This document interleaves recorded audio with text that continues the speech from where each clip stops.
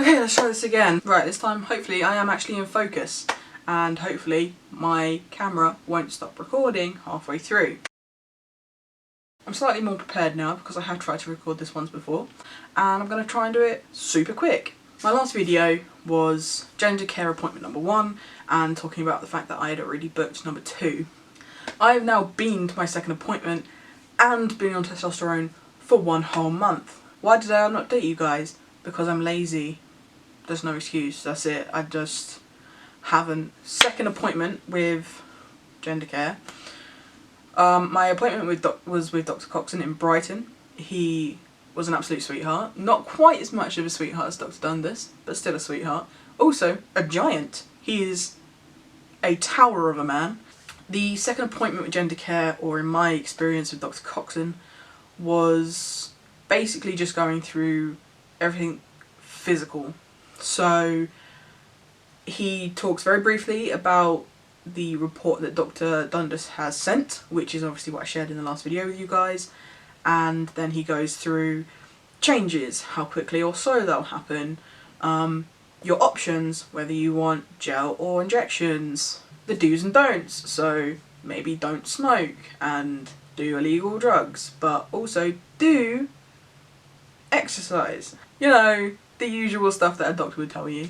I've lost my train of thought already. So I'm just going to go back. So he tells you how quickly or slow changes will happen. I'll input here the little table that he sent me in an email. Obviously changes happen very differently for every single person, and this is a general guideline. He makes you agree that you will go and do your checkups, see all your blood tests every 3 months. He gets them sent, he asks for you to send them to him or ask your doctor to send them to him. Obviously it's a little bit quicker if you do it because you know for certain that he's got them, and goes through the general information about how putting you on T, you are basically going to be catching up with people your age who would be cisgendered men. Me starting testosterone is not going to put me at the same point of like a 40-year-old man because I'm 25, but I will essentially have to go through puberty again, so I'll kind of go through that 13-year-old boy weird moustache phase, and will bring me to the same point as anyone else my age who's a cis man. And he was basically explaining that and the dangers of being on testosterone. So basically any health problems that cis guys get, you're more likely to get those now. So testosterone can cause blood clots and high blood pressure, stuff like that. Anything that a cis man has to deal with that isn't obviously related to male reproductive organs, I guess. And basically telling me to lose weight, which is what I'm trying to do. Obviously he wasn't horrible about it and he's not there to judge, it's just he would like to see any potential risks lowered. Any risks would be lowered if I lost weight, which I already knew. Yeah, I think that was basically it. And then obviously he said in the report with Dr. Dundas, it says, hey, maybe start on gel, but do you want to do injections? Like, it's your choice. I'm more than happy to put you on the gel, and obviously I'd have to talk you through the injections. I said, nah, gel's fine, I'm cool with that. And then he went, sick, bro, let's get you on testosterone. He didn't say that, he said, okay, well I'm happy for you to start testosterone. I see here that you have already agreed, got your GP on board with shared care. I will write to your GP and obviously send you the letter as well, and I can give you a private prescription right here, right now, but I would rather you go through your GP because private prescriptions are about £45. And seeing as my appointment was £250, I didn't really want to have to pay out £45 for a prescription of testosterone. What's 2 weeks of waiting on top of 10 years? Am I right, lads?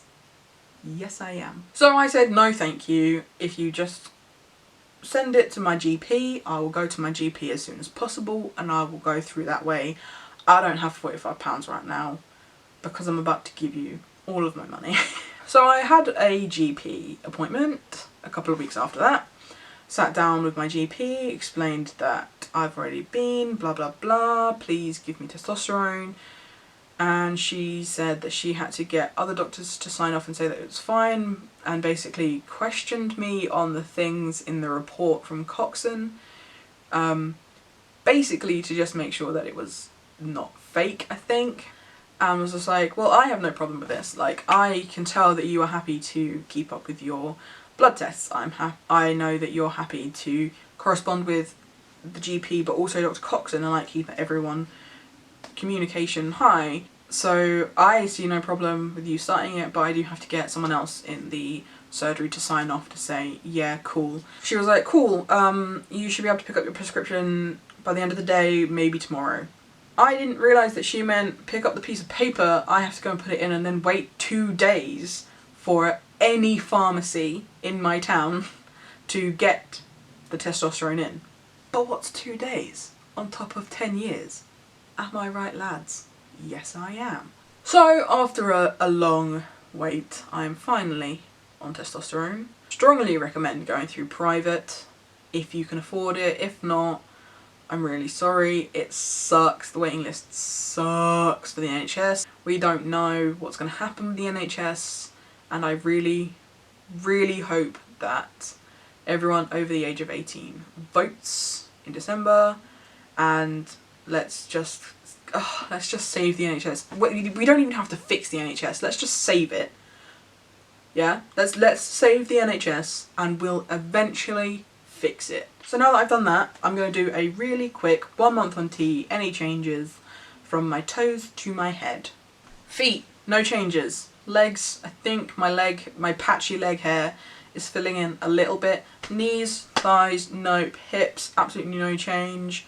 Intimate regions, no changes.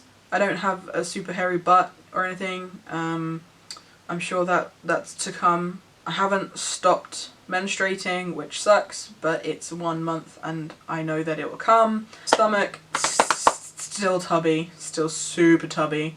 Chest, no different. I am wearing tighter binder more recently. Shoulders is no different. Like I said, I am on the gel, so I apply it to my shoulders. So it is getting like a bit dry because it's alcohol based. But if it gets really bad, I'll start moisturising in the evening because I apply my gel in the morning. I don't know where my video stopped, so I'm just going to carry on from double chin and then hopefully it will match up.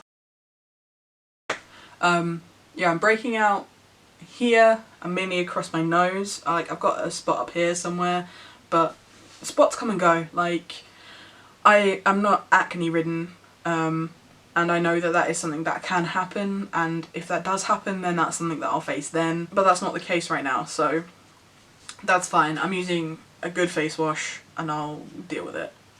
Mouth, no change. Jaw, my jaw hurt from the first week of being on T, only on my right side, which was really annoying. I don't know if it was my wisdom teeth or if I just slept on it funny or something, but it was excruciating pain.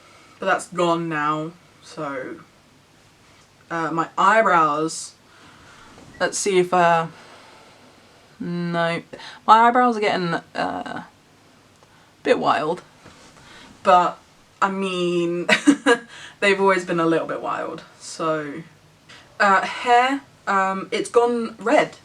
Who knew that testosterone would change your hair colour? I dyed my hair and shaved it. This isn't anything to do with testosterone. Like, my hairline hasn't changed at all.